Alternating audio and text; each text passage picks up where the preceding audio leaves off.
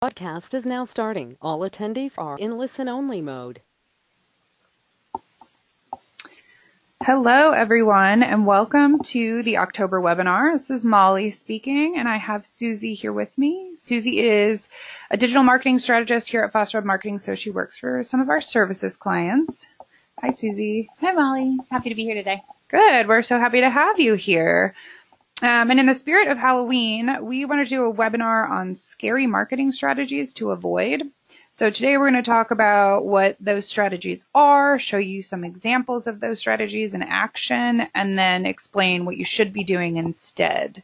So just a couple of housekeeping items. If you have any questions, just put them in the chat box over there in the GoToWebinar panel. We'll be happy to get to those at the end of the webinar. And I guess without further ado, we can get started. So first scary marketing strategy is black hat SEO tactics. These are tactics that attempt to trick search engines in order to get better results, rankings, or drive more traffic to the site, or to generate some sort of financial gain. So these tactics do not focus on the human users at all. They're really about outsmarting the search engine algorithm. And inevitably, these things will fail because people realize the result that they've gotten is not actually a helpful one.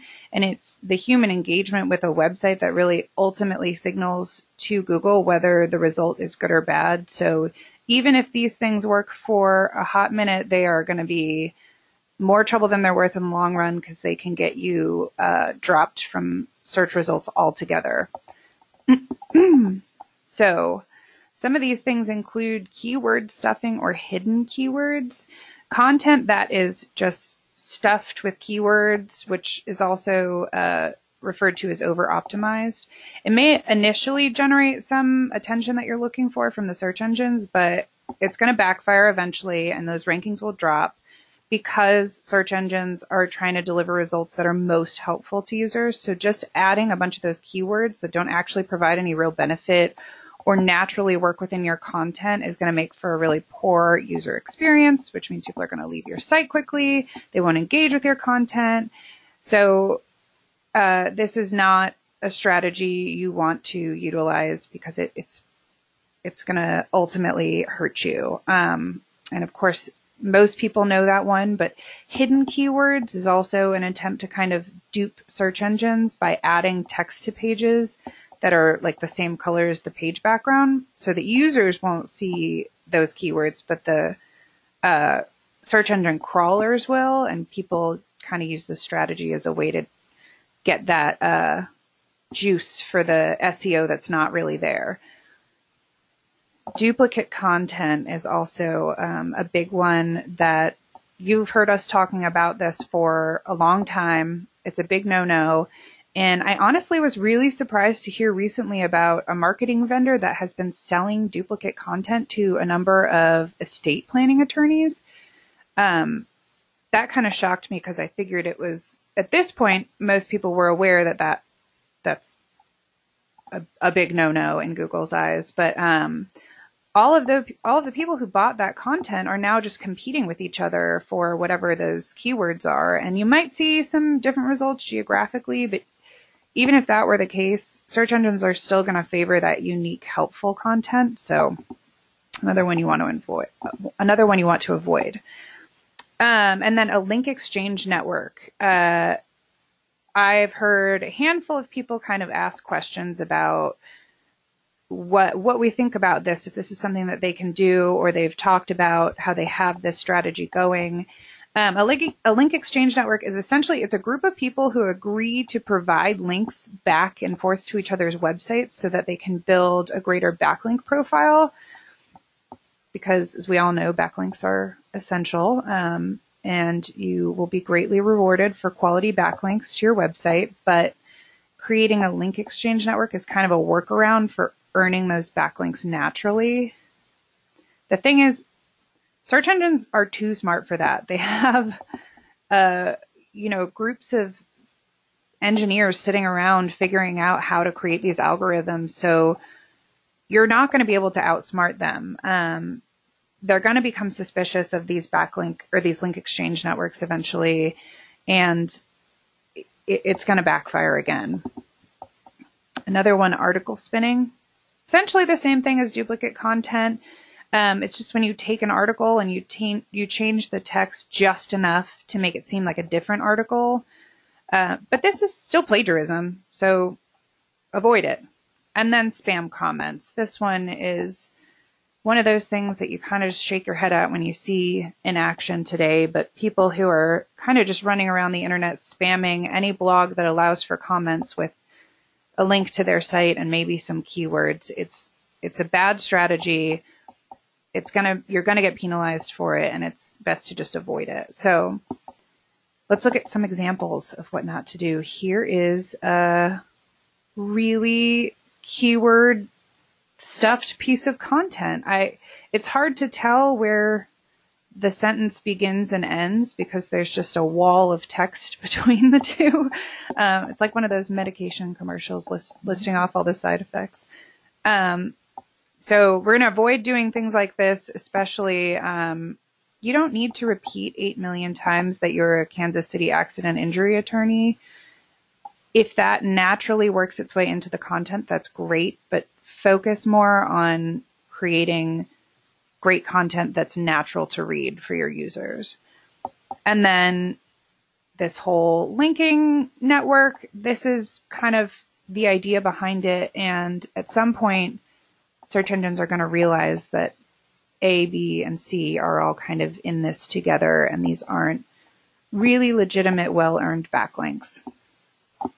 And here we have a guy who is comment spamming on this blog post and trying to get people to click this live stream link, and it's really going to have more of a negative impact on his site than any positive it could possibly do. So let's talk about what we should do instead. I think that people hear this a lot, that they should be writing content for their readers, and I think that they kind of get the idea that that means they don't have to have any sort of content strategy, but that's not the case. What I'm simply saying is don't try to trick the search engines. Keywords will naturally and organically fit into your content, so this doesn't mean you should avoid them altogether. Just make sure that you're writing for your audience.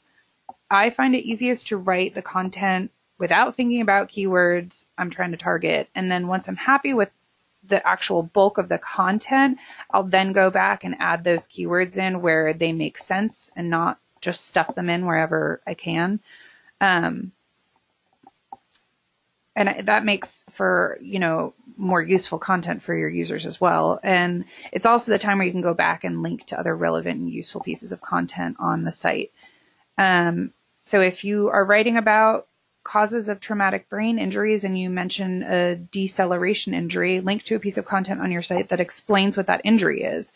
So this will keep people on your site for longer, establishes your authority on the topic, and it's going to provide keyword-rich anchors. So you're still writing for your audience, not the search engine, but then you're going back and adding those details that help also the search engines kind of take notice of your website. Create original content. This is such a given at this point, but I'm still always surprised at the amount of work that goes into writing a great piece of content. It's tough, and it's not really a negotiable thing for search engines. You can't just kind of copy and paste and then make your tweaks. You have to put the work in. Earning your backlinks can be tough. I won't lie about that. But there's a few good and pretty easy ways you can get quality, legitimate backlinks. Claiming your online profiles on sites like Avvo, lawyers.com, health grades, review sites. That's going to provide you with a trustworthy backlink. So make sure you have all those claimed and that they're pointing back to your website, because that's step one in earning a great backlink. And then if you're involved in community events or charities, ask for a link to your site, because these people will want to promote that partnership. And then if you have kind of maxed out all these organic ways of earning backlinks, there are services like Publicity AI that these guys, they work with a network of publicists to find link opportunities based on your target keyword or landing pages. So that's another option if that's something that you're you're kind of like, what's the next step for me to get to the next level with my backlinks? Oh, and there you go. Link to sites that have earned it. So kind of pay it forward. If a site has earned a backlink, give it to them. And then provide and monitor your comments. You want to participate in the comment section. You just don't want to spam. So keep it natural. If you're interested in a piece of content and you found it useful, go ahead and let them know. You don't have to link back to your site. It's not really going to provide a whole lot of benefit to do that. And then also make sure people aren't spamming links on your own site. All right, so Susie's going to talk to us about scary marketing strategy number 2. Yes, and that is scary landing pages. So landing pages are simply the page that the user lands on after searching for a keyword or clicking a link for one of your campaigns. Simply the page that they're going to see. So there's several bad strategies that are used by some that could scare away a user. So typically when we're talking about landing pages, they're usually like offer pages or pages with a form, that sort of thing. And so one of these is too many calls to action. So if you're pulling the user into too many different directions, it's going to make them very indecisive and not know what to do next. So you want to have, one simple call to action, whether that be download the book or fill out this form or call us now, just simple ones. You want to have all 3 of those and pulling the user in the wrong direction. Too many form fields. So if you have a form field on an offer page, which you should, you just want to make sure that you're actually acquiring the information that you need and it's not too much information. If you don't actually need to mail the ebook and it's just an online digital version, then maybe you just need the name of the person, their phone number would be good, an email address of where to send it. You don't necessarily need their physical address. We see fax numbers still on a lot of forms and not necessarily needed anymore. Right. A lot of things are digitized now, so not a lot of people even have fax machines anymore. So just keep the form fields simple and don't use excess form fields. It's definitely going to have a positive impact on your conversion rates for those pages too, to just require the minimum. Mm-hmm. And no next steps. So this just means that the user isn't going to know what to do next. They're not going to know what's expected of them. They're not going to know what's expected of what you're going to give them. So that's just, we want to make sure that we're setting up next steps. Sure. Here's an example of a scary landing page. When it's overwhelming when you first look at this page. You are pulled in a million different directions. You're seeing different font sizes, different font colors. It's too busy. There's too much going on. You want to keep it simple. Simple is always the way to go. And there's just way too much going on in this landing page. Yeah, you don't even know where to look. Right. And there's a click here, search latest deals, call this number, submit this form. This is, pretty wild. So let's talk about what to do instead. Absolutely. So like I mentioned a little bit before, it's one call to action. So you want to make sure that one call to action is prominent on the page, but you're not pulling that user in a million different directions. This would be good to highlight to download our book and give them that form, and that's going to be their one call to action. You don't want to just busy up the page. Just keep it simple. Yeah, and in DSS for our clients, you'll notice at the bottom of any page you're writing that there's options to add modules for different offers or a newsletter sign-up form. You just want to, on specific offer pages where you're trying to drive them to complete one action, just make sure you kind of declutter those modules, unassign them from the page so that there's not confusion about which form to fill out or which way to go. And always use minimal form fields. So, everyone's busy in today's world, so they want the quickest answer possible. They want the quickest feedback possible. So just don't overcomplicate the forms on the page. And country is another one that kind of pops up there. If you don't want the physical address, then you definitely you don't need the country either, unless you are doing international business, but it's usually not needed. Yeah. And another thing I've noticed with some forms is they'll ask for like name, but which name are you asking? First name, last name, full name? Like, so those are good things to just pay attention to when building your forms. Exactly.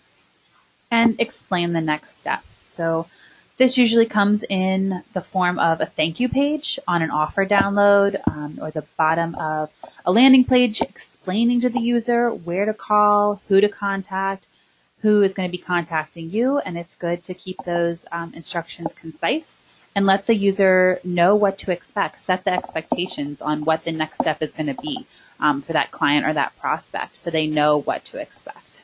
And it is kind of, I think even we sometimes get caught up in what we're doing to the point where we don't think like, well, they don't know what to expect, what comes next. So it's good to kind of step outside of yourself and review these things from a client perspective or a user's perspective. Put yourself in the user's shoes. Right, exactly.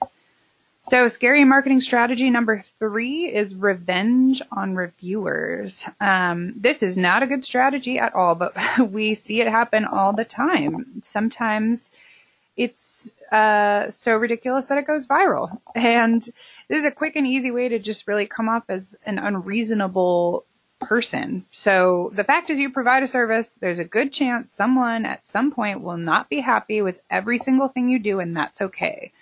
But taking revenge on someone for a negative review is not okay, and I will tell you why.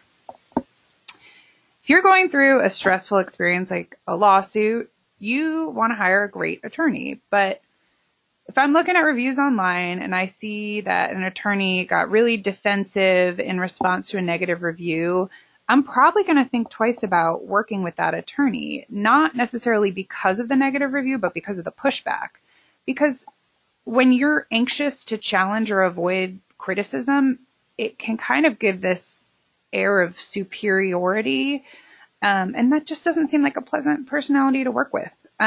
This tells me also that I'm not going to be able to provide feedback throughout my case without worrying about like a dogmatic response. And I think we're all pretty inclined to avoid criticism, but how we handle it really speaks volumes. So we'll talk about the right way to deal with this in just a minute. But another kind of tricky strategy is to explain what really happened, because it can be really unfair and untrue to read some of these negative reviews and you know what happened and the person on the other side of the computer knows what happened and you just want to kind of stick up for yourself. But no matter how right you are, this rarely comes across as like a level-headed response. It just kind of seems like you're trying to argue on the internet. And I mean, the client just went through a lengthy and stressful process if they're going through a court case or whatever. So even if they're wrong or rude or both, just try to have some empathy to what they're feeling. Because if it looks like you can't accept blame or you won't go the extra mile to make things right, or you consider your clients to be just a paycheck rather than somebody that you have really built a relationship with, it's going to have kind of a negative impression on your audience. And there are so many poor impressions that you risk by fighting back, and so few people who are going to receive that positively. So let's not play that game. And let's also not play the blame game, because you don't want to push blame on somebody else. You don't want to claim it was one of your staff that did something wrong or one of your employees. It's just step up and take it. I mean, unfortunately, you as the owner of the business are responsible for what goes on to some degree. So for the audience, you taking responsibility and owning it really makes a difference. And then counterattacks. This is just absolutely not acceptable under any circumstances. Do not counterattack the person who left you a negative review. That is the fastest way to just kind of go down with a sinking ship. And here, oh, I'm sorry that this is such a blurry image. I did not realize that this would not look so good. But so this first example is just a mess of a response, and I'll just kind of explain why. This dentist received a negative review, and they're being really defensive, kind of throwing their Better Business Bureau rating in their back at the patient. But it looks like they're also posting some personal information about the patient's dental issues. And they made some comment about how it took too long to explain what sounds like a pretty invasive procedure and to answer all of this guy's questions, which they're really kind of throwing themselves under the bus for, because from a patient perspective, I would hope that anyone who was planning to open up my teeth would take as much time as they needed to explain the procedure and answer my questions. So this is another situation where this woman scheduled some sort of service and claimed no one showed up or picked up her phone calls. And the next day, the owner rescheduled, only to go through the same process of no call, no show. And this is where they kind of step up and try to explain themselves and explain what really happened and say, no, it was Katie that no called, no showed. And the owner's not even acknowledging Katie directly. It's just directing this response to the readers. And it just doesn't come across great. It doesn't look like a business where you can expect to get great customer service. And then this is probably the biggest of all online meltdowns in the history of negative reviews. And you may have heard of Amy's Baking Company, which was featured on Kitchen Nightmares. And the internet was really critical of them. And the owner's response really was just to have a meltdown on Facebook and start attacking the entire internet. And it's just really childish and hyper aggressive, and you will probably not be shocked to hear they are no longer in business. So what should you do instead? If you get a negative review, don't look at it as an opportunity to disprove the reviewer, but as an opportunity to show the rest of the internet how reasonable and empathetic and kind you are. Take this negative thing and turn it into a positive by having the right attitude and the right approach. Thank them. They took the time to leave feedback, and it's only going to make you look really level-headed and reasonable. And it can also be kind of disarming for someone who's fired up and angry to thank them for their rant. So this is a good way to diffuse the situation. And if it's the first thing you say, it sets the tone for the rest of the conversation. And then apologize whether you did anything wrong or not. This person had a negative experience, and you are apologizing for their experience. It's not the same thing as admitting fault, but you're recognizing their feelings and their frustrations, and that makes them feel heard, and it makes other people reading this see that you're listening to what they're saying. Again, I just have to mention this because I've seen it done. Don't add a contingency to your apology. Don't say sorry you feel that way, but it's not really my fault, because that's worse than Not a true apology. Right, yeah. Exactly. And then tell them what you plan to do to make things better or how you plan to fix it so they won't have that same experience. I'm sure some people just have really unrealistic expectations, or they're being outright unreasonable. So it doesn't mean you have to tell them oh, next time you have a case, we'll get you more money. Sometimes it can just be as simple as, please contact us so we can get more information and try to resolve this for you. But the goal here is really to kind of address what they're feeling, tell them that you took it to heart and want to improve, and then get the conversation taken offline, and then move on. Don't stew over it. Don't continue to engage with them, because they're just going to try and get a rise out of you. And the bottom line is really just to take the high road. And I've had people push back because they want to defend themselves or they feel like it's unfair. And I get it, but you're going to leave a much better impression by taking the high road. Okay, number 4. All right, tone deaf marketing. So this just means that you want to understand what the user is looking for, and you want to understand the environment that they're in. If you're using tone deaf marketing, you're just not understanding what the user's looking for. You're not putting yourselves in their shoes. You should definitely research your perfect client, create personas for them, and understand who that perfect client is and who is that user that's going to be visiting your site. So trying and failing to be funny. Being funny may come naturally for some. but trying to be funny and failing can set a bad tone for the relationship and the conversation moving forward. And it's so like, it's such a kind of slow crash almost to watch it happen. Yes, it's right for some people, not for everyone. Exactly. And then capitalizing on issues. So there are definitely some serious issues, world issues, global issues going on, and capitalizing on those. It's not good for your marketing. It should not be your focus. Your focus should be your niche, whether that be a legal practice area or medical specialty. It's your business. You're the expert in that arena, and you shouldn't try to capitalize on educating the public in a different area. You should try to stick to your niche because you are the expert in that. And that doesn't mean not participating or using community involvement to try to get involved with the community and help those issues. But, writing content and that such thing, it should be focused on your niche and your business. Right. And really where this, you can see this kind of awful crash and burn is people who try and basically monetize like global issues or just hot button items that are going on. And it's pretty transparent. I think most people can see through it when businesses are trying to do that. And it really can leave kind of a bad taste in people's mouths.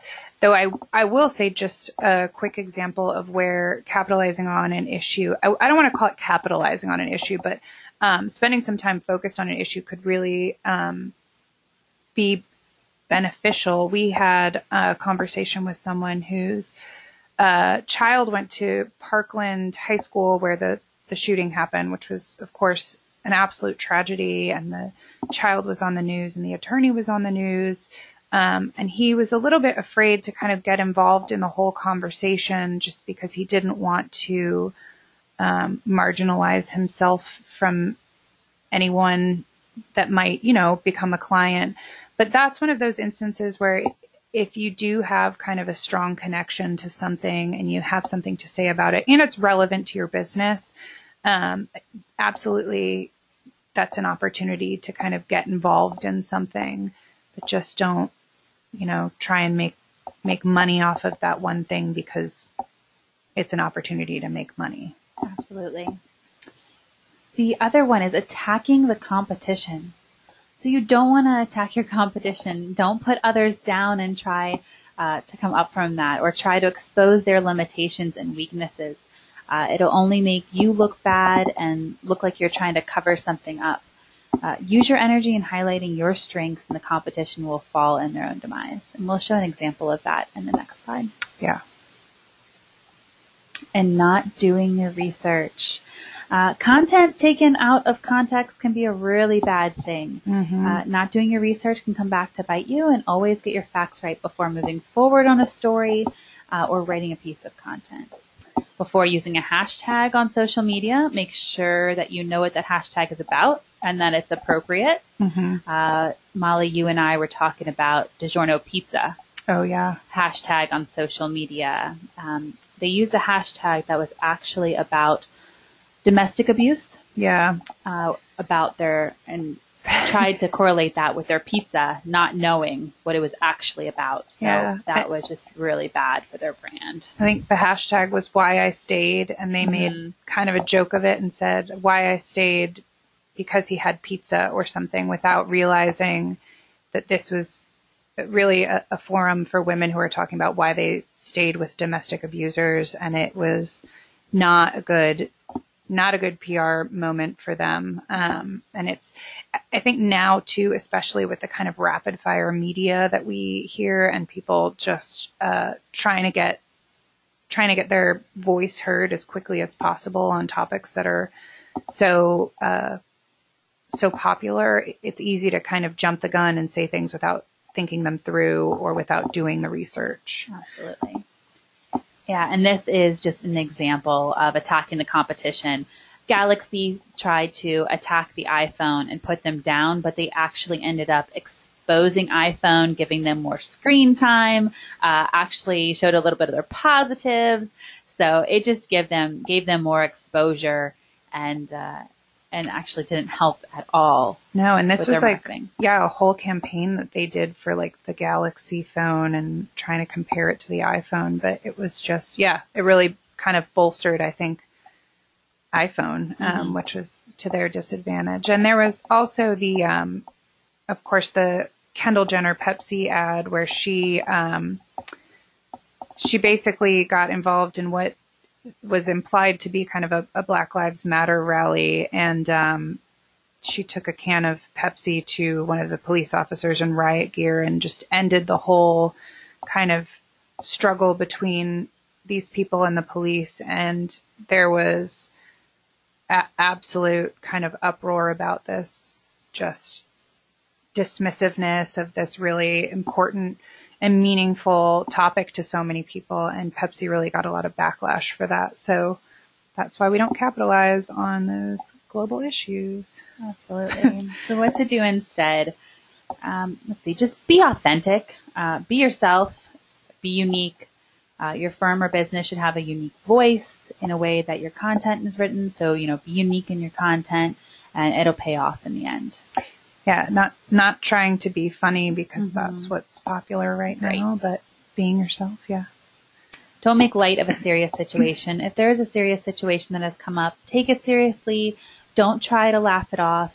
Someone may have been seriously injured or emotionally scarred. So just take things seriously is another example, that Pepsi commercial.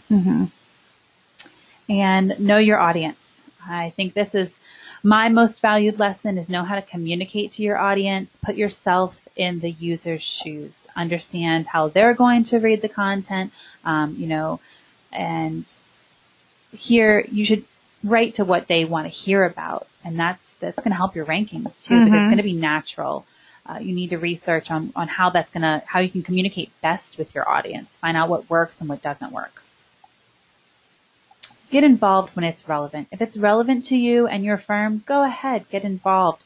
If the conversation is in your expertise or arena, by all means, help the user to understand the problem and create a solution. But if it's not, and it's completely irrelevant to your business or your line of work, just save it for someone else who can best help the user. Yeah, that's a great point. Okay, scary marketing strategy number 5, black hole conversions. So you have a great opportunity to convert people on your website, but if that's not actually going anywhere or the conversion's not actually happening, then you're really missing out and leaving money on the table. This can happen with a broken form. I'm sure that at some point everyone has tried to fill out a form and they realize it's broken, or it takes you to a 404 error. You don't know whether the information has been submitted or not, or when you click submit, nothing happened. Whatever the case is, it's a broken form and it does not provide a good user experience. So it's not going to get people to stay on your site. They're going to get frustrated with it, and then they're going to walk away, especially if you asked for a whole bunch of information and then they try to submit and all that information disappeared. That's so frustrating. Yeah. Not capturing the information. So if a user converts on your website and requests a print newsletter, but you didn't capture their physical address, how do you plan to send that print newsletter? So make sure the form is asking the right questions and the data is going somewhere secure for you guys or your team to review. And it can also be a big time saver to ask some initial questions on those forms about what services they're looking for. So Susie was talking about asking for too much information on a form, which is, a really kind of big thing to avoid. But also make sure you're asking for the right information on that form. If someone converts on your site and there is no automated campaign, you are leaving tons of money on the table, because people who convert on your site, they're in the discovery phase at that point.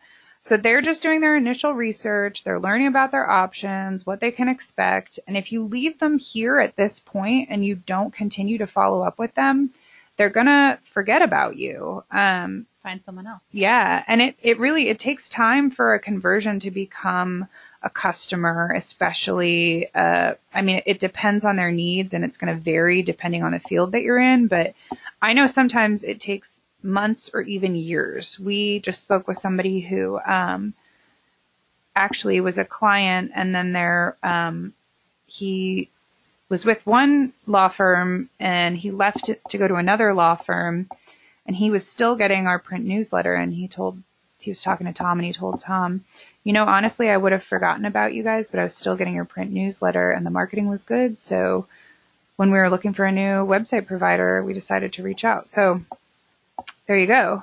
And then in addition to those automated campaigns, how are you following up personally? There needs to be some sort of personal contact with your leads, whether it's via email or over the phone.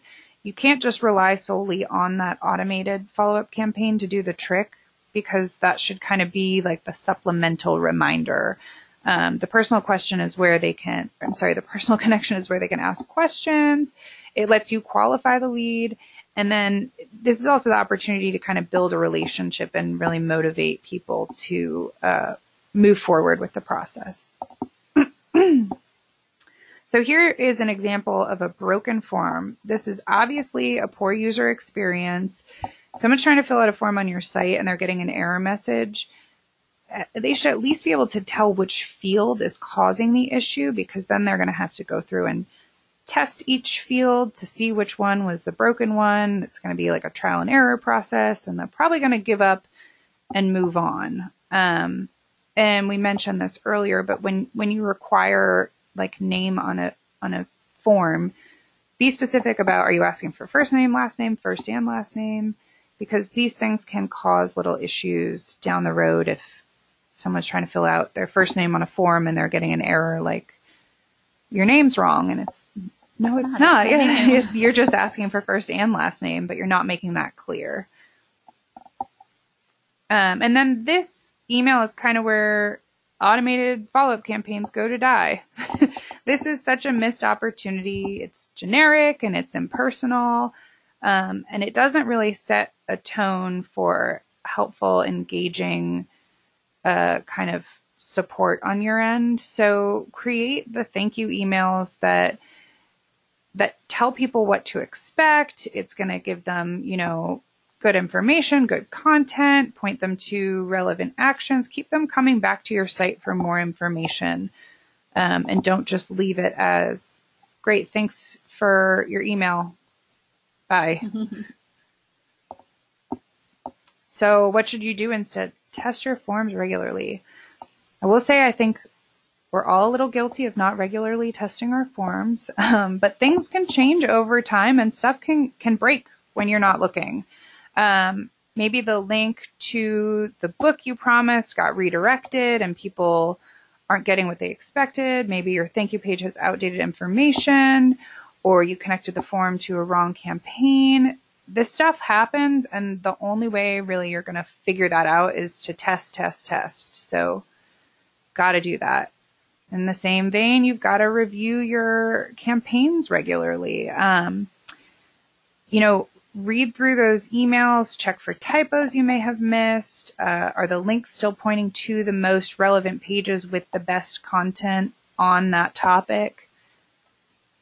And then review and improve your follow-up processes. Listen to the phone calls, review those emails, see where there are areas where you might improve. I think a lot of people get kind of frustrated by this, myself included, that they spent all this time setting something up and then we're telling you, go back and reread it and make it better. Like, that can be a lot on your plate, but marketing is not a one-time activity. You can't just set it and forget it. It needs continuous monitoring and reviewing. So that's all we have for you today. So I'm going to just check real quick and see if any questions came in to the questions box. I don't see anything here, but as always, if you guys do have questions, you can reach me at molly@fosterwebmarketing.com. And hopefully Susie won't kill me for saying you can also reach her at susie@fosterwebmarketing.com. Absolutely. Great, but thank you guys so much for joining us. And I hope you all have a wonderful rest of your week and a great Halloween. We will see you guys next time. Thanks, guys.